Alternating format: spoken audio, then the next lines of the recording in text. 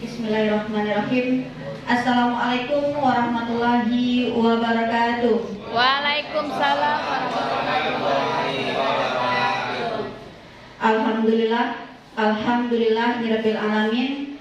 Wassalatu wassalamu ala asrafil anbiya'i wal mursalin wa ala alihi washabihi rasulillahi ajmain. Amma ba'du. Yang sama-sama kita hormati Ibu Kepala Sekolah beserta wakil, seterusnya Bapak dan Ibu yang sudah menyempatkan hadir di ruangan ini untuk mengikuti kegiatan berbagi praktik baik, yaitu tentang diseminasi budaya positif kita di sekolah. Puji syukur marilah sama-sama kita ucapkan atas kehendak Allah Subhanahu wa taala, karena berkat rahmat dan karunia-Nya kita masih diberikan nikmat kesehatan, nikmat kesempatan untuk bisa hadir di sekolah yang sangat kita cintai ini. Salawat beserta salam tak lupa pula marilah kita kirimkan doa buat baginda Nabi besar kita, yakninya Nabi besar Muhammad sallallahu alaihi wasallam, dengan mengucapkan Allahumma sholli ala Sayyidina Muhammad wa ala ali Sayyidina Muhammad. Baik Bapak Ibu, pertama saya mengucapkan terima kasih kepada Bapak Ibu semua sudah bersedia untuk meluangkan waktu untuk mengikuti kegiatan kita pada siang hari ini, yaitu diseminasi budaya positif di sekolah. Di sini Bapak Ibu, saya bukan bermaksud untuk menggurui Bapak Ibu ya. Di sini saya juga belajar. Di sini kita diskusi saja Bapak Ibu, sharing terkait ilmu baru nanti yang akan kita dapatkan. Di sini merupakan salah satu tugas saya melaksanakan aksi nyata terkait dengan budaya positif. Jadi mohon kerjasamanya Bapak Ibu untuk demi kelancaran kegiatan kita pada siang hari ini. Baik Bapak Ibu, kita lanjut ya. Nah, sebelum kita masuk, kita akan mengadakan kesepakatan kelas dulu Bapak Ibu. Nah, kesepakatan kelas yang pertama itu peserta aktif dalam kegiatan. Nah, nanti jika Bapak Ibu ada yang ingin ditanyakan atau mau yang berbagi pendapat atau gagasan, nanti boleh Bapak Ibu ya. Kemudian yang kedua, menghormati pembicara dan peserta lain. Nah, ini maksudnya nanti ketika ada Bapak Ibu yang mau menyampaikan pendapatnya, Bapak Ibu yang lain boleh mendengarkan. Begitu ya Bapak Ibu ya. Kemudian etika bicara. Nah, etika berbicara mungkin kita sudah sama-sama tahu menggunakan bahasa yang baik, yang sopan dan santun.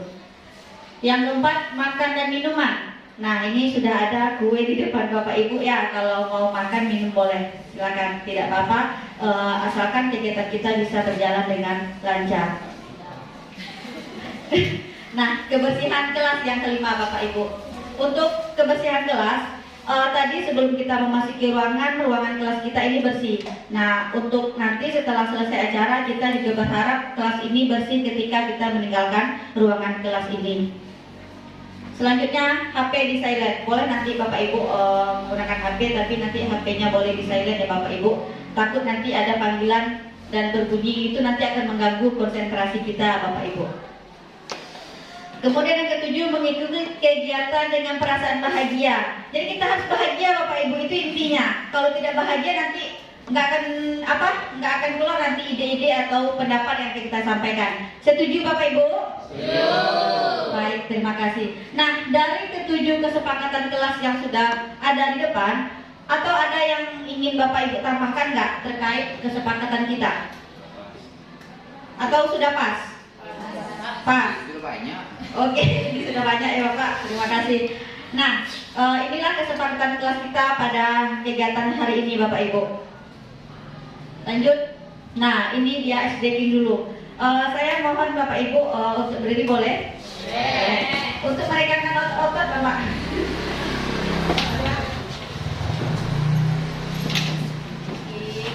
Nah, gini, untuk SDK-nya ini nanti saya tanya, apa kabar Bapak Ibu?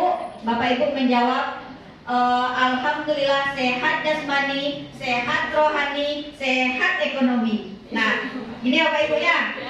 Bisa? Bisa. Bisa Bapak Ibu? Bisa. Oke, baik.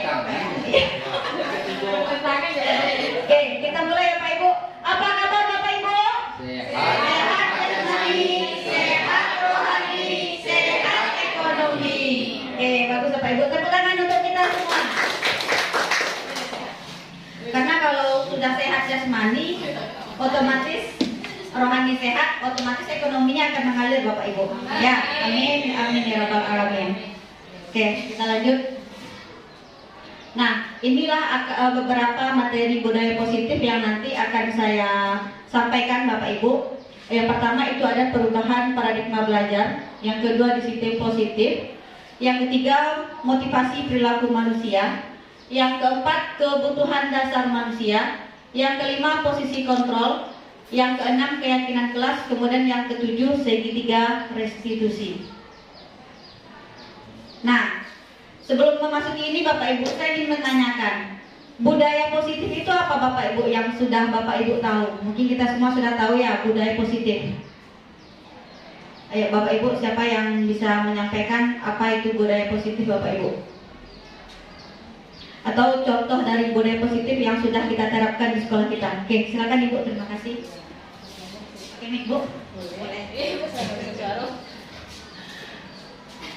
Menurut saya nilai-nilai budaya positif itu adalah nilai-nilai atau norma-norma yang kita terapkan di sekolah. Kalau mungkin itu. Oke, baik. Ya, jawaban yang sangat super sekali Bapak Ibu. Terima kasih. Ada lagi Bapak Ibu yang lain yang ingin menambahkan terkait budaya positif? Oke, Bapak Jai. Ini Pak. Assalamualaikum warahmatullahi wabarakatuh. Waalaikumsalam warahmatullahi wabarakatuh. Baiklah, tadi ditanyakan apa itu budaya positif, ruang lingkupnya itu di sekolah.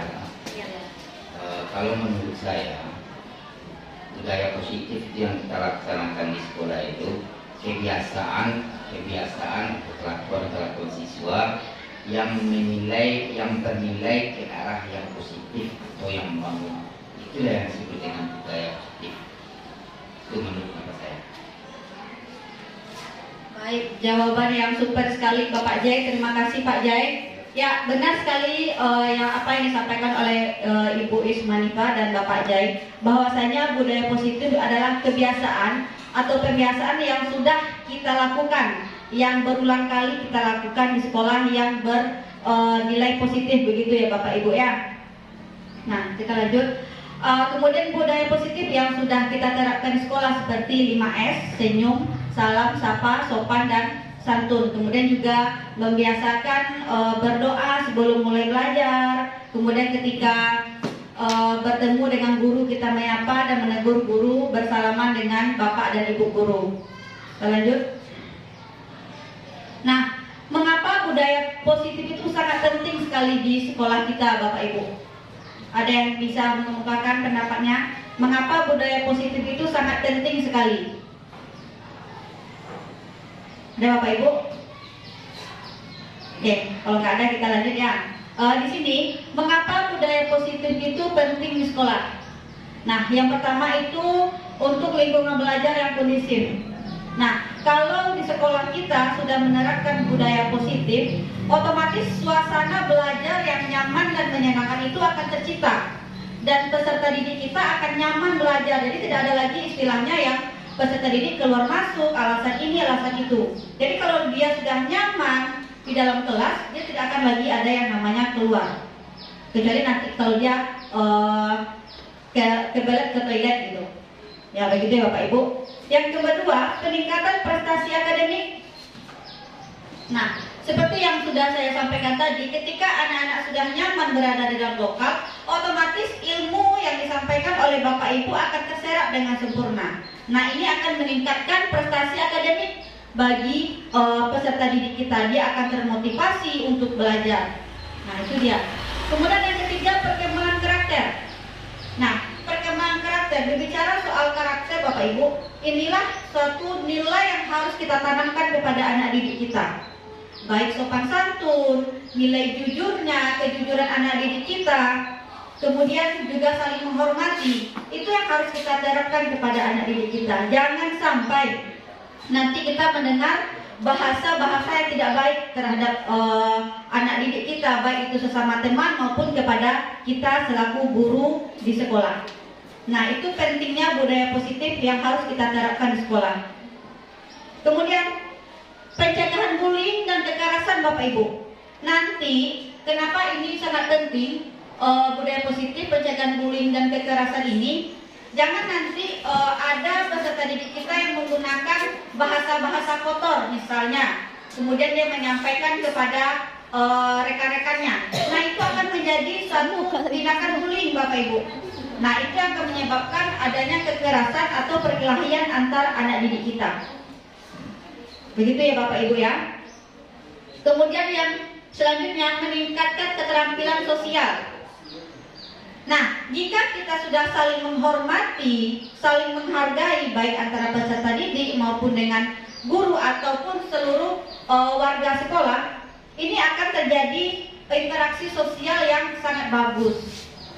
Seperti kalau kita di Ranah Minang, itu ada kata mendatar, kata menurun, kata mendaki, atau dan juga kata melereng. Itu kalau sudah dipraktekkan oleh anak didik kita, tidak ada lagi yang namanya nanti kesenjangan-kesenjangan mereka di dalam berkomunikasi dengan teman-teman sejawatnya.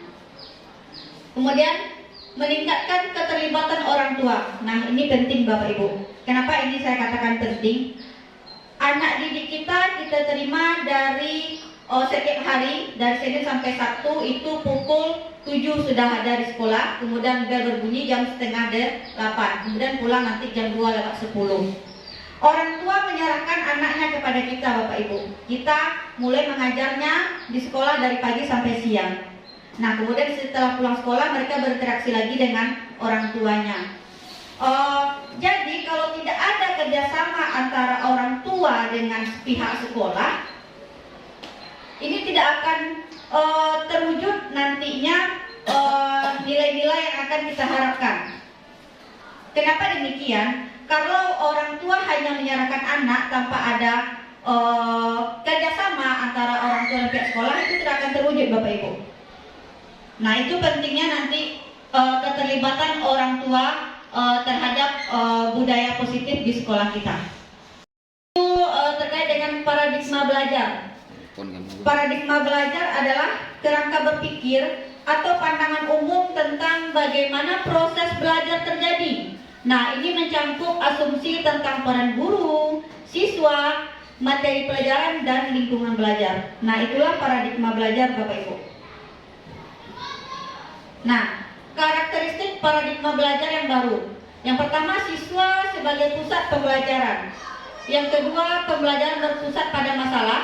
Yang ketiga, pemanfaatan teknologi. Yang keempat, pembelajaran kolaboratif. Yang kelima, penilaian yang otentik. Nah, kita bahas satu-satu. Bapak Ibu, sekarang kita sudah menganut yang namanya kurikulum merdeka. Jadi murid adalah sebagai pusat pembelajaran. Student center. Ya, student center. Kalau dulu mungkin guru yang menjadi objeknya. Sekarang tidak lagi Bapak Ibu. Sekarang itu sudah siswa. Jadi makanya dikatakan pembelajaran itu berpusat kepada siswa. Kemudian pembelajaran berpusat pada masalah. Nah, ini dia. Kemudian selanjutnya pemanfaatan teknologi. Nah, kenapa di sini ada pemanfaatan teknologi Bapak Ibu? Dulu, kalau kita bandingkan zaman kita dulu dan sekarang, dulu kita belajar hanya menggunakan whiteboard atau papan tulis dan menggunakan spidol. Kalau sekarang kita sudah bisa menggunakan teknologi yang ada. Kita selaku guru bisa membuat media pembelajaran yang menarik, menayangkan video-video. Nah, itu yang akan membuat siswa kita bersemangat dalam belajar. Benar apa enggak Bapak Ibu? Nah, oke. Kita lanjut ya. Kemudian pembelajaran yang kolaboratif. Nah, kolaboratif di sini adanya kerjasama. Nanti di dalam proses pembelajaran kita buat namanya kelompok-kelompok kecil. Kita suruh mereka diskusi di dalam kelompok. Nah, nanti hasil dari diskusi yang telah dilakukan, kita minta anak didik kita untuk menampilkannya di depan kelas. Kemudian penilaian yang otentik. Nah, ini nanti penilaian secara keseluruhan, baik dari proses yang sudah dilakukan oleh anak didik kita. Nah, disiplin positif. Disiplin positif adalah pendekatan dalam mendidik dan membimbing seseorang, terutama anak-anak, tanpa menggunakan hukuman fisik atau emosional, ancaman atau iming-iming hadiah. Nah, contoh dari disiplin positif ini Bapak Ibu ya, itu yang akan nanti kita laksanakan yaitu dengan adanya keyakinan kelas dan juga segitiga restitusi. Nah, mulai jenuh Bapak Ibu? Jenuh Bapak Ibu? Ini saya akan mengadakan ice breaking lagi lah, biar gak tegang, biar gak ngantuk ya Bapak Ibu ya. Ice breakingnya ini untuk mengasah konsentrasi Bapak Ibu. Clue-nya, silakan Bapak Ibu perhatikan benda-benda yang ada di sekitar Bapak Ibu. Ambil, nanti boleh angkat benda yang ada di sekitar Bapak Ibu, tapi sesuai dengan clue yang saya sampaikan. Ini menguji konsentrasi apakah Bapak Ibu masih ada di sini atau sudah keluar gitu. Jadi untuk melihat konsentrasi Bapak Ibu. Baik, kita mulai Bapak Ibu. Kita percobaan dulu boleh. Kalau seandainya masih belum konsentrasi. Baik Bapak Ibu, silakan ambil dan tunjukkan benda di sekitar Bapak Ibu yang berwarna putih. Silakan angkat. Oke. Ada Bapak Ibu yang belum angkat? Ada Bapak Ibu yang belum angkat? Nah, masih ada yang bingung ini. Masih ada yang bingung Bapak Ibu. Oke, kata pilihan. Oke. Kita ulang lagi Bapak Ibu. Boleh kita ulang? Boleh. Nah, silakan angkat dan tunjukkan benda di sekitar Bapak Ibu yang berwarna hitam. Oke, berwarna hitam. Oke, ada yang angkat handphone, ada yang angkat tas, dan juga ada yang angkat celananya. Tapi jangan sambil buka ya Pak. Oke, baik. Berarti Bapak Ibu masih konsentrasi dan masih berada di ruangan ini Bapak Ibu. Terima kasih Bapak Ibu. Kita lanjut ya. Nah, kita lanjut terkait motivasi perilaku manusia. Nah, motivasi perilaku manusia ini menurut Diane Gosen dalam bukunya Restructuring School Discipline, yang pertama untuk menghindari ketidaknyamanan atau hukuman. Kemudian yang kedua untuk mendapatkan imbalan atau penghargaan dari orang lain. Yang ketiga untuk menjadi orang yang mereka inginkan dan menghargai diri sendiri dengan nilai-nilai yang mereka percaya. Nah, ini dia kebutuhan dasar manusia. 5 kebutuhan dasar manusia. Nah, Bapak Ibu, sebelum saya lanjut, menurut Bapak Ibu, apa sih kebutuhan Bapak Ibu? Siapa yang mau menjawab Bapak Ibu? Apa sih? Oke, silakan Ibu Sherly. Boleh? Enggak? Boleh. Baik, Assalamualaikum warahmatullahi wabarakatuh. Waalaikumsalam warahmatullahi wabarakatuh. Baik, di sini kan kita membahas tentang kebutuhan dasar ya Bu Dela ya. Di sini kan sudah dipaparkan ada 5. Jadi menurut saya kebutuhan yang paling dasar sekali yaitu sebagai manusia itu makan dan minum ya Bu. Ya. Cukup sekian, terima kasih. Assalamualaikum warahmatullahi wabarakatuh. Ya, Waalaikumsalam warahmatullahi wabarakatuh. Ya, siapa lagi Bapak? Siapa Pak? Boleh Pak? Iya. Kalau kebutuhan ya pertama primer makanan, minuman, tempat tinggal, kemudian kebutuhan sekunder kalau memungkinkan seperti alat transportasi untuk memudahkan kita menjangkau tempat kerja, ya, kebutuhan ketenangan jiwa, ya, religius atau agama, kemudian kebutuhan pasangan hidup. Ya, ini tidak bisa kita pungkiri ya Pak Heru. Ya, atau mungkin Pak Heru nggak betul tentang itu. Nah, ya, kemudian ya kebutuhan ya untuk hidup berkelanjutan, ada generasi penerus termasuk anak kita. Terima kasih ya Bapak Zulhikmah. Ada lagi Bapak Ibu yang ingin menambahkan? Apa sih kebutuhan Bapak Ibu sebenarnya? Atau Bapak Ibu nggak punya kebutuhan? Punya kan? Nah, bagus seperti yang disampaikan oleh Ibu Sherly tadi juga, kebutuhan untuk makan dan minum. Kemudian yang disampaikan Bapak Zul yaitu terkait kebutuhan kendaraan primer, sekunder, dan apa tadi? Pasangan hidup Pak, ya benar. Siapa sih yang mau hidup sendiri ya Pak ya? Oke, nah itu Bapak Ibu, itu adalah kebutuhan kita, kebutuhan dasar kita sebagai manusia. Yang pertama kebutuhan untuk bertahan hidup. Nah, untuk bertahan hidup otomatis kita menggunakan yang namanya kebutuhan primer dan sekunder. Itu adalah kebutuhan yang tidak bisa, kalau kebutuhan primer adalah kebutuhan yang tidak bisa kita hindarkan dan harus kita penuhi Bapak Ibu. Kebutuhan selanjutnya, kebutuhan akan cinta dan keterikatan. Nah, kita butuh rasa dihormati, disayangi, disenangi, itu ya Bapak Ibu ya. Kalau tidak ada yang perhatikan bagaimana Bapak Ibu? Apa ya? Galau ya? Aduh, galau ini Bapak Ibu. Nah, kemudian yang ketiga, kebutuhan akan kekuasaan. Yang keempat, kebutuhan akan kebebasan. Nah, kita juga butuh kebebasan Bapak Ibu, tapi dalam artian bukan ke hal-hal yang negatif ya Bapak Ibu ya. Kemudian kebutuhan akan kesenangan. Nah, dari kebutuhan inilah nanti kita akan mempelajari peserta didik kita Bapak Ibu.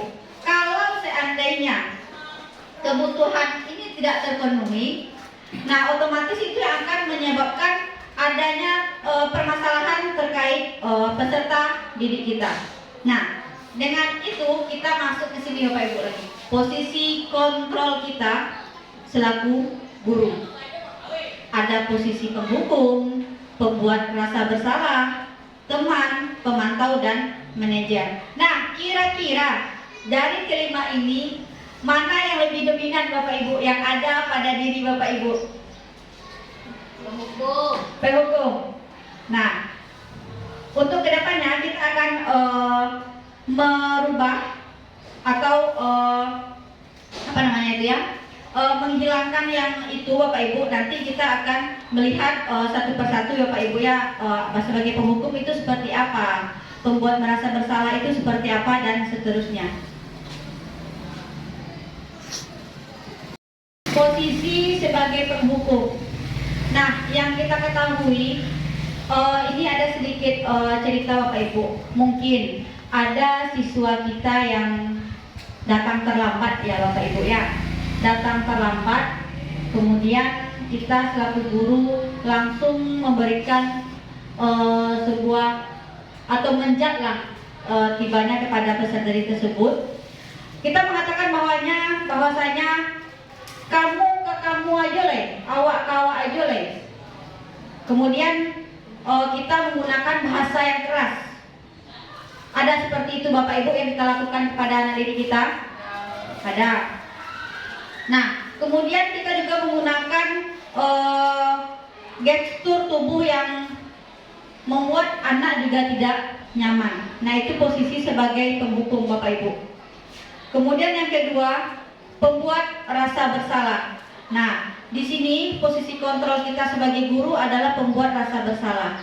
Jika nanti kita menemukan anak didik kita membuat kesalahan, di sini kita bisa memposisikan diri kita sebagai pembuat rasa bersalah. Misalnya kita bisa menggunakan bahasa, ibu sangat kecewa sekali dengan kamu. Nah, itu kan kalau kita sudah menggunakan bahasa yang lembut, kemudian menggunakan bahasa ibu sangat kecewa sekali sama kamu. Nah, otomatis anak kita akan berpikir, wah ternyata yang saya lakukan salah gitu. Jadi dia timbul rasa bersalahnya dari dalam dirinya. Begitu ya Bapak Ibu ya. Kemudian lanjut yang ketiga. Nah, sebagai teman. Nah, kalau kita di sekolah, anggaplah kita itu sebagai teman siswa kita. Kita kan orang tua kedua siswa kita di sekolah. Anggap posisikan diri kita sebagai temannya. Biar peserta didik kita itu nyaman dan mau bercerita dan terbuka kepada kita. Kita posisikan diri kita sebagai teman.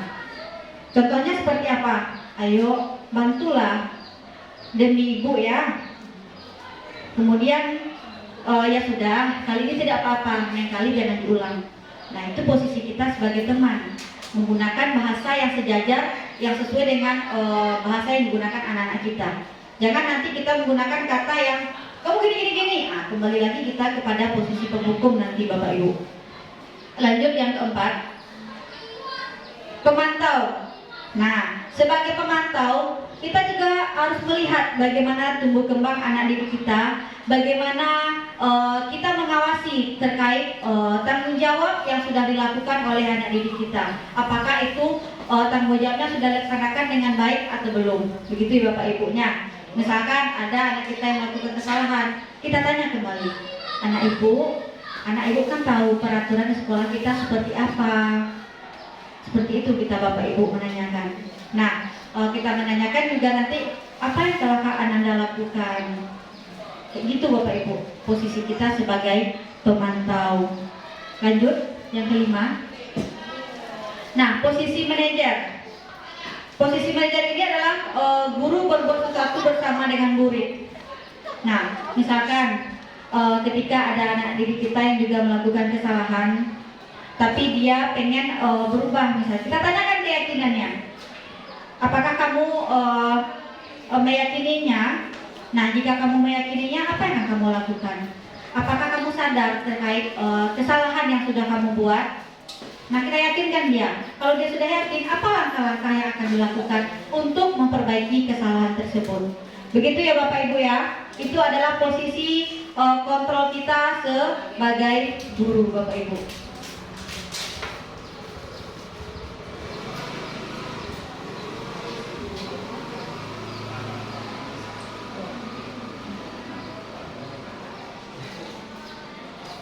Jika posisi kita sebagai guru sudah memenuhi yang kelima tadi Bapak Ibu, kita kembali untuk mengatasinya menggunakan segitiga restitusi. Apakah Bapak Ibu sudah pernah mendengar segitiga restitusi?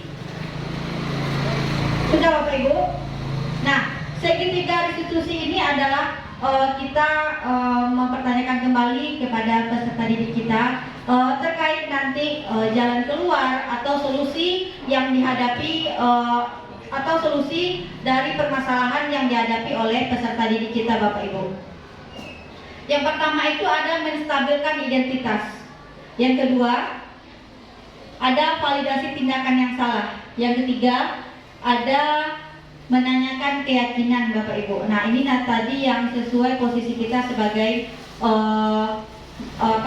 manajer tadi Bapak Ibu. Nah, yang pertama menstabilkan identitas. Nah, di sini kita tujuannya itu membantu peserta didik kita agar merasa aman. Nah, ini yang penting Bapak Ibu ya, merasa aman. Ya, merasa aman dan dihargai sebagai pribadi yang berharga Bapak Ibu. Nah, contohnya jika ada nanti anak didik kita yang melakukan kesalahan, kita dekati, kita tanya, Ibu mengerti kamu merasa kecewa, marah, sedih karena. Nah, kita ingatkan di sana bahwasanya kesalahan itu adalah satu hal yang wajar yang dilakukan oleh kita selaku manusia Bapak Ibu. Nah, di situ kita menstabilkan identitasnya. Bahwasanya tidak ada yang tidak pernah melakukan kesalahan. Kesalahan itu wajar, asalkan tidak untuk diulang. Kemudian yang kedua, validasi tindakan yang salah. Nah, ketika juga melakukan kesalahan tadi, kita tanyakan, ketika kamu salah membuat apa yang negatif, hindari kita menggunakan kata-kata nakal, buruk atau bodoh. Jangan Bapak Ibu, karena itu nanti juga termasuk ke dalam salah satu bullying Bapak Ibu. Jangan sampai kita menggunakan bahasa yang seperti itu kepada anak didik kita. Nah, yang ketiga, segitiga restitusi, menanyakan keyakinan. Nah, untuk menanyakan keyakinan tadi terkait solusi yang akan dia lakukan atau solusi yang akan dia ambil, kita tanyakan, apakah apa yang kamu pikirkan tentang tindakan itu? Jika kamu pengen berubah, apa langkah-langkah yang akan kamu lakukan? Nah, itulah dari segitiga restitusi itu. Nah, jika untuk satu kali tidak bisa ada solusinya, kita lakukan segitiga restitusi kembali. Boleh itu Bapak Ibu. Nah, jika ini segitiga restitusi ini sudah kita lakukan, insya Allah anak didik kita akan bisa bersikap baik dan mempunyai karakter yang baik Bapak Ibu. Nah, ini dia. Seorang guru yang baik harus memiliki kemampuan dalam mewujudkan budaya positif di sekolah. Maka dari itu Bapak Ibu, marilah sama-sama kita wujudkan budaya positif di sekolah kita saling bekerja sama, saling komunikasi, dan saling berkolaborasi Bapak Ibu, agar terwujudnya peserta didik kita yang berkarakter sesuai dengan profil pelajar Pancasila. Nah, inilah dia adanya disiplin positif, kode motivasi perilaku manusia. Nah, kita adakan keyakinan kelas. Jika ada yang melanggar, kita tanyakan, keyakinan kelas seperti apa yang sudah kamu langgar?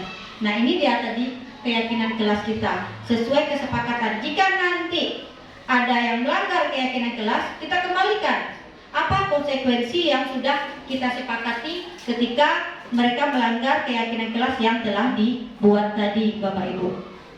Kemudian jika ada yang melanggar, kita lihat kebutuhan dasar manusia, kebutuhan dasar apa yang belum terpenuhi terhadap siswa kita itu. Jadi kita harus bisa memahami, jika nanti ada kebutuhan yang belum terpenuhi, itu yang akan kita carikan solusi dan jalan keluarnya. Begitu Bapak Ibu. Tapi kalau semua kebutuhan dasar ini sudah terpenuhi, saya rasa aman, tidak akan ada terjadi permasalahan. Nah, ini dia posisi kontrol kita tadi terkait kebutuhan dasar. Jika nanti posisi kita sebagai penghukum, kita lihat kebutuhan dasar apa yang belum terpenuhi. Jadi jangan langsung kita berikan hukuman, jangan langsung kita ajak. Kita lihat, kita dalami terkait permasalahan peserta didik. Kemudian setelah itu baru kita lanjut ke segitiga restitusi. Nah, jika ini sudah tercipta Bapak Ibu, maka akan terwujud peserta didik kita yang berkarakter, beriman sesuai dengan profil pelajar Pancasila. Nah, Bapak Ibu, sudah panjang lebar saya menyampaikan, mungkin itu yang bisa saya sampaikan pada siang hari ini. Kalau ada Bapak Ibu yang ingin bertanya, ingin menyampaikan tanggapan, silakan Bapak Ibu terkait hal-hal yang sudah kita bicarakan tadi Bapak Ibu. Ada Bapak Ibu yang ingin bertanya atau menyampaikan tanggapan, silakan Bapak Ibu. Oke, silakan Bapak Ibu. Oke, terima kasih kepada Bu Dela yang telah memberikan kesempatan. Saya hanya memberikan bukan masukan, bukan tanggapan, tapi sebuah apresiasi yang telah Bu Dela lakukan pada hari ini, bahwasannya dengan disiplin positif yang telah Bu Dela sampaikan ini, kami sebagai guru insya Allah sudah mulai sadar dari tidak tahu cara melakukan memberikan konsekuensi terhadap siswa. Namun di sini kami akan melalui itu secara proses, karena terjadinya sebuah bimbingan terhadap siswa bukan serta-merta kita lakukan itu secara spontan, ya. Pada posisi 5 kontrol tadi mungkin sering kita lakukan penghukum, namun saya yakin dan percaya kepada guru ini, pada posisi penghukum ini adalah ketika siswa itu sudah seringkali dalam melakukan kesalahan, ya. Dan dari 5 posisi kontrol itu selalu diberikan kepada siswa secara bimbingan, terutama yang dilakukan oleh guru adalah sebagai manajer. Itu untuk pertemuan pertama, ya, karena dalam melakukan bimbingan ini semua guru kita ini akan memberikan sebuah yang terbaik, yaitu pertemuan pertama akan memberikan kesan untuk selamanya, ya. Jadi dari 5 posisi kontrol ini,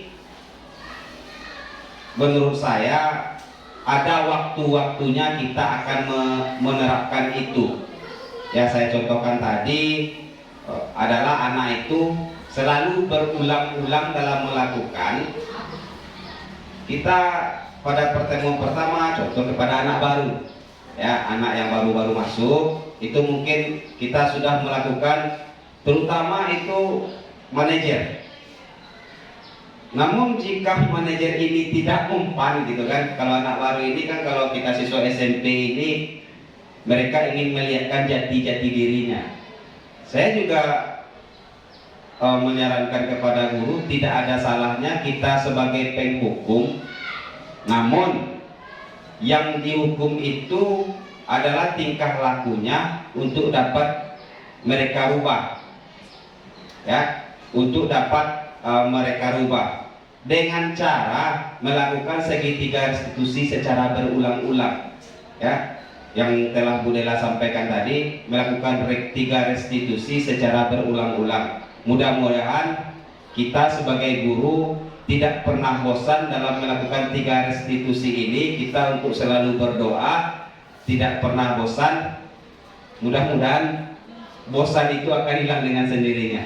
Mungkin itu saja Bu Dela, terima kasih. Assalamualaikum warahmatullahi wabarakatuh. Waalaikumsalam warahmatullahi wabarakatuh. Ya, terima kasih kepada Bapak Heru. Nah, benar sekali ya Bapak Heru, karena sudah berulang. Mungkin kembali lagi kepada posisi kontrol kita sebagai guru Bapak Ibu. Nah, jadi menanggapi apa yang disampaikan oleh Bapak Heru tadi, kalau sudah berulang itu kembali lagi keyakinan kelasnya sudah terbentuk apa belum? Nah, kalau sudah terbentuk, otomatis nanti akan ada konsekuensi dari kesepakatan kelas yang dilanggarnya. Begitu Bapak Ibu ya. Ada lagi Bapak Ibu yang ingin menyampaikan atau ingin bertanya atau yang ingin memberikan tanggapan terkait diskusi kita lah hari ini. Oke, terima kasih Pak Zul. Boleh Bapak, boleh. Aktif kan tadi? Kesepakatan kita aktif. Terima kasih Bu Dela. Ini juga berbicara tentang hukumannya. Memang kita hidup ini tidak akan terlepas dari hukuman atau pemberian hukum. Itu sesuai dengan tingkat kesalahan yang sudah disampaikan oleh Pak Guru. Sebagai manusia yang beragama, kita pun dalam agama itu ada hukum. Ganti sholatnya. Bagi yang tidak berpuasa, ganti puasa. Kan tidak ya, yang Allah saja kan tidak mengganti hukum itu dengan yang lain, kecuali nanti mungkin ada kalau betul-betul tidak sanggup ya baru seperti fidyah kan. Begitu juga hidup di dalam aturan negara kita, melanggar hukum pasti ada hukumannya. Kan gitu. Jadi di dalam mendidik itu pun tidak bisa kita elakkan. Tentu seberapa besar kesalahannya, ya, dan pelanggarannya. Tentu mungkin selama ini kita memberikan hukumannya itu yang tidak ada korelasinya dengan aturan yang kita buatkan seperti itu, ya baru seperti tidak membawa buku cetak di sekolah, langsung kita skor, kan tidak ada hubungannya sama sekali. Ini mungkin ini yang agak salah kaprah kita selama ini memberikan hukuman kepada siswa. Dan mudah-mudahan dengan pemaparan disiplin positif ini mungkin bisa merubah paradigma kita, karena ini adalah kurikulum paradigma baru ya Daru. Ya. Kan itu sebenarnya salah satu yang harus kita ubah. Nah, sehingga kita nanti memberikan hukuman kepada siswa adalah hukuman yang bisa menimbal balik dari kesalahannya itu. Ya, kalau dia tidak mau buku, bagaimana dia bisa membawa buku gitu. Kalau dia tidak sholat, bagaimana dia besoknya sholat, kan begitu. Kemudian dalam menstabilkan identitas. Ini dengan tentu kita harus memahami bahasa siswa, kan gitu, dalam melakukan pendekatan kepada mereka. Ya. Mungkin kita akan berbahasa dengan bahasa mereka, itu akan lebih menyentuh, ya, cukup bagus itu menstabilkan identitas itu.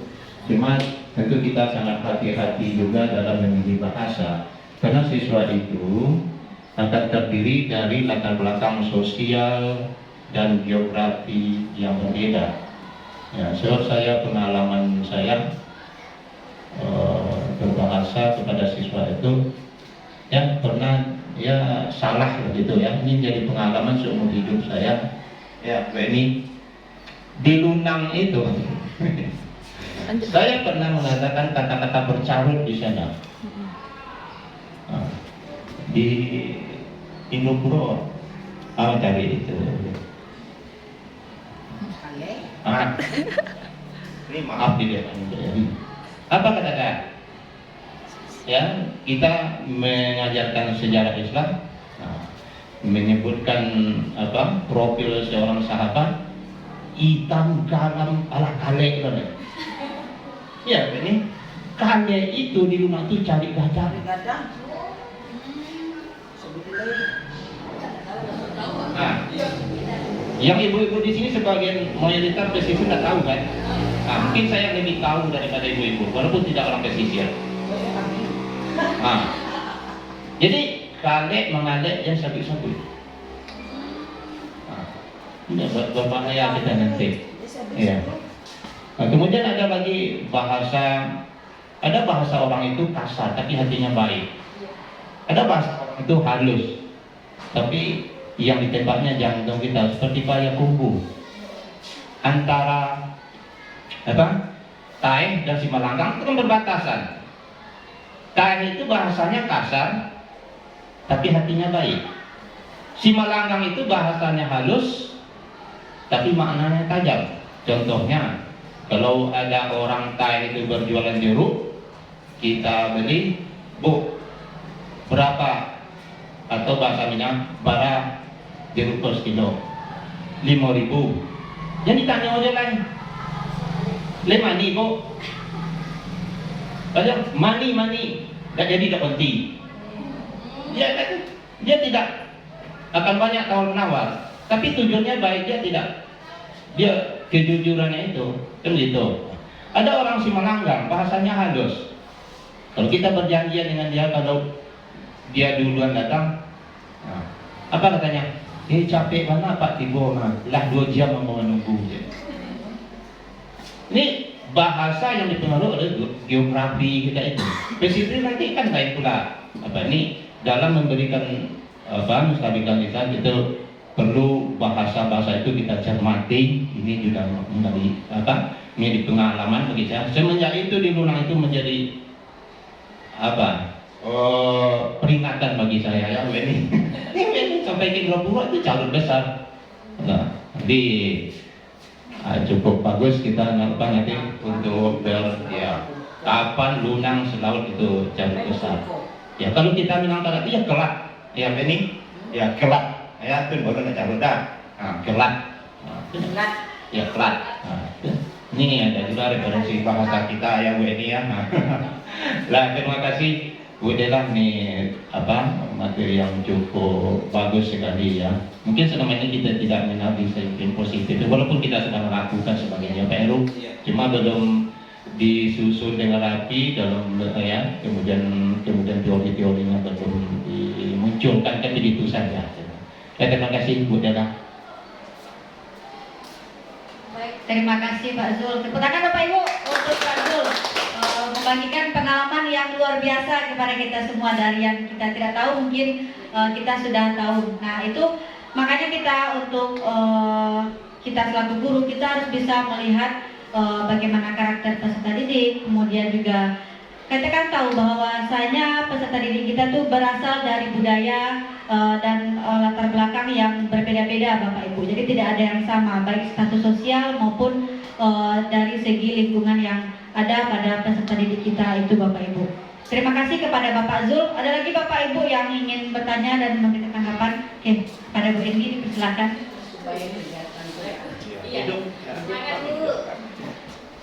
Assalamualaikum warahmatullahi wabarakatuh. Waalaikumsalam warahmatullahi wabarakatuh. Sekali lagi kita beri tepuk tangan dulu untuk Bu Dela dan Bu Eva ya. Terima kasih atas waktu diberikan. Saya sangat terkesan sekali dengan materi baik dari Bu Emma maupun dengan Bu Dela, yaitu materi disiplin positif ini. Karena apalagi di sekolah kita ya, ini memang sangat perlu kita tingkatkan bagaimana cara kita menerapkan disiplin positif ini. Kemudian sebelum saya melanjutkan kepada apa yang akan saya tanggapi, kita lihat penampilan Bu Dela dulu ya, sudah bagus ya. Kita beri tepuk tangan lagi ya. Ini pertama juga adalah, oh iya, ya, mantap. Mungkin ini juga karena materi disiplin positif ini sangat sesuai dengan bidang studi Dela kali ya, yang dikerjakan sehari-hari. Ya, jadi kemudian dengan tahu sekarang kita kan cuma 10 orang di sini yang tahu tentang disiplin positif. Mungkin karena perlu nanti kita lakukan semacam sosialisasi ya, karena sudah ada banyak guru penggerak di sini. Mungkin minta waktu nanti kepada ibu kepala sekolah, kita sosialisasikan disiplin positif ini kepada seluruh guru kita. Mungkin waktu briefing awal bulan ya, masuk di situ kita sampaikan apa yang harus kita lakukan di sekolah dengan disiplin positif ini, supaya nanti semua kita tahu. Kalau tak kan kita yang 10 orangnya aja yang tahu. Kemudian karena ini sebuah budaya, kalau budaya itu memang pertama tadi kata Pak Heru tadi ya, kita hukum dulu. Memang dengan hukuman dulu, karena langsung untuk ikut wih. Nah, pertama dengan hukuman seperti kita menerapkan aturan dulu kan, aturan kita tak pakai denda-denda dulu. Tak ada denda. Karena tidak mangku itu akhirnya kita diskusi lagi, kita terapkan denda. Mungkin sekarang kita perlu diskusi lagi apakah denda ini kita lanjutkan atau bagaimana ke depannya. Apa yang harus kita lakukan? Kemudian nilai-nilai apa yang perlu kita biasakan? Misalnya pagi itu apa yang harus kita lakukan? Pagi mau masuk, pulang. Kemudian dalam kelas tadi itu sudah ada keyakinan kelas, sudah ada sebelum belajar sudah ada. Kemudian yang secara umum yang harus kita biasakan setiap pagi itu gimana? Termasuk mungkin nanti dia bergaul dengan temannya atau banyak sekali ya yang harus kita ubah perilaku anak kita nih. Tentu kita perlu sosialisasikan kepada seluruh teman-teman kita supaya nanti semua kita itu kompak, sehingga kan ada juga guru yang memberi longgar kan kepada anak-anak. Karena di balik-balik itu ada apa langsung, gitu kan. Akhirnya kalau selagi kita tidak kompak dalam mendidik anak, anak itu tidak tahu nilai mana yang harus dia hadapi gitu kan. Nilai mana yang harus dia anut. Kalau guru itu bisa. Akhirnya anak itu tidak akan pernah tahu nilai mana yang akan dia pakai. Mungkin itu ke depannya setelah kegiatan ini mungkin perlu dikembangkan lagi kepada seluruh kita guru-guru, sehingga nanti kita SMP 2 betul-betul menerapkan nilai-nilai positif ini di dalam kegiatan pembelajaran. Jadi nilai positif ini tidak hanya ada di kertas, tetapi juga menjadi budaya kita SMP 2. Terima kasih barangkali. Assalamualaikum warahmatullahi wabarakatuh. Oke, ada lagi yang nambahkan? Oke, silakan kepada Bapak Repi.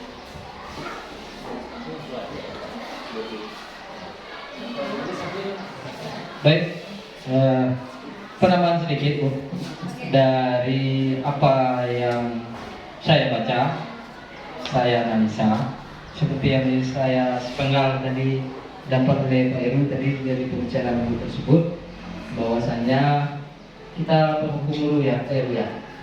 Penghukum dulu. Oh, manajer. Untuk tingkatan segitiga restitusi itu segitiga restitusi. Kenapa? Setiap perilaku setiap murid itu bisa disesuaikan dengan konteksnya. Tidak harus mesti segitiga restitusi. Itu yang penambahan sedikit. Dan juga kalau sudah kita lakukan segitiga restitusi, nak mau juga 1 atau 2 kali kembalikan ke kodratnya seperti apa anaknya. Kalau mesti kita hukum, kenapa tidak? Jadi tidak mesti harus segitiga diskusi dengan budaya yang seperti itu. Jadi ini merupakan langkah untuk mengubah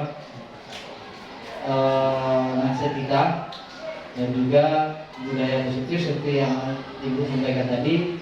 Saya sependapat bahwa seluruh warga sekolah harus menjalankan hal itu, karena kalau kita melakukan semua, disitulah letak dari kenyamanan siswa, ramah lingkungan sekolah kita, anak bisa nyaman dan bisa mengembangkan potensi dan minat dan bakatnya sesuai dengan bakatnya, sesuai dengan cita-cita bangsa kita, itu menuju generasi emas tahun 2045. Jadi itu tambahan sedikit yang perlu kita ketahui. Tidak semua konteks segitiga restitusi ini bisa diterapkan sesuai dengan situasi dan kondisinya. Terima kasih. Itu sedikit penambahan. Assalamualaikum warahmatullahi wabarakatuh. Oke, terima kasih kepada Bapak Refli. Ya, tepuk tangan dulu Bapak Ibu untuk kita semua. Sungguh diskusi yang sangat hangat dan luar biasa sekali pada siang hari ini. Nah, seperti yang disampaikan oleh Bapak Refli tadi, benar Bapak Ibu. Kita lihat dulu bagaimana nanti konteksnya atau situasi di lapangannya nanti Bapak Ibu. Kita lihat karakter dari peserta didik kita itu. Kalau nanti seandainya belum memasuki segitiga restitusi, itu bisa Bapak Ibu. Kembali lagi nanti posisi kontrol kita selaku guru, kita di posisi yang bagaimana. Nah, jika nanti sudah berulang dan tidak bisa kita selesaikan, nanti itu bisa dengan menggunakan segitiga restitusi atau kembali lagi kepada karakter dari permasalahan yang dihadapi oleh peserta didik kita, Bapak Ibu. Nah, demikian Bapak Ibu, ada lagi yang ingin memberikan tanggapan atau pertanyaan Bapak Ibu? Pas. Oke. Baik Bapak Ibu, demikian yang dapat saya sampaikan pada kegiatan kita siang hari ini. Terima kasih kepada Bapak Ibu yang sudah menyempatkan hadir dan mengikuti kegiatan kita sampai selesai. Terima kasih banyak Bapak Ibu. Di sini saya juga masih belajar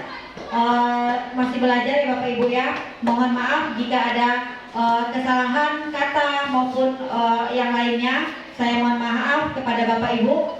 Tujuannya hanya satu Bapak Ibu, bagaimana kita selaku guru bisa menciptakan anak didik kita yang sesuai dengan profil pelajar Pancasila dan menerapkan nanti anak didik kita sesuai dengan perkembangan zaman yang ada pada anak didik kita, dan nantinya juga akan terwujudnya peserta didik EMAS pada tahun 2045 Bapak Ibu. Akhir kata saya ucapkan terima kasih Bapak Ibu, terima kasih banyak. Saya tutup dengan Assalamualaikum warahmatullahi wabarakatuh. Waalaikumsalam.